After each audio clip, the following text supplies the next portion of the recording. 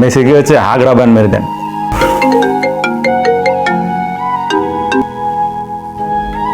Hello, হ্যাঁ আসসালামু আলাইকুম পীর বাবা। হ্যাঁ ওই যে আমাদের তো সব কুলি হারিয়ে গেল, এখন শেষমেশ আপনার কাছে আসলাম, আপনি শেষ ভরসা। হ্যাঁ ওই যে কোনোভাবেই তো আর্জেন্টিনাকে থামানো যাচ্ছে না। হ্যাঁ আপনি একটা ব্যবস্থা করেন। হ্যাঁ এ পর্যন্ত কত দেশের সাপোর্ট নিলাম, শুধু গুনে ফোরানো যাবে না, হয়তো এআইকে জিজ্ঞাসা করে লেখা পাওয়া যাবে শেষমেশ। হ্যাঁ 200 বছর অত্যাচার করেছে যে ব্রিটিশ, তার সাপোর্ট নিয়েও কাজ হলো না। হ্যাঁ আপনি আপনি বান মেরে আর্জেন্টিনাকে সব ধ্বংস করে দেন। কেন গোটা আর্জেন্টিনাকে বান মারা যাবে না কেন?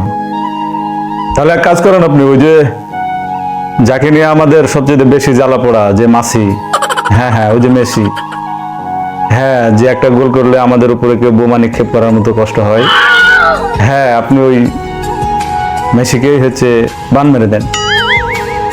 না না মেরে ফেলার দরকার নাই, আমরা যতই বিরোধিতা করি কেন অত খারাপ সাপোর্টার আমরা না, মেরে ফেলার দরকার নাই। আপনি এক কাজ করেন, ওই মেসিকে হচ্ছে হাগরা ব্যান মেরে দেন।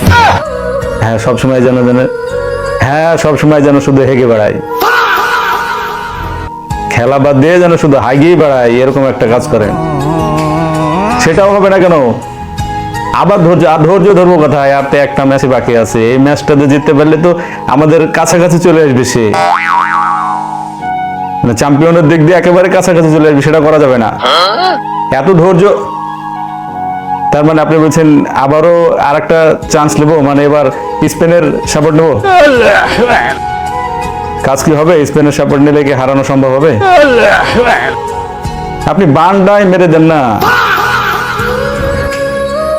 আচ্ছা শেষ ভরসা, দেখি তাহলে স্পেনের সাপোর্ট নিয়ে দেখি হারানোর চেষ্টা করি পারি কিনা।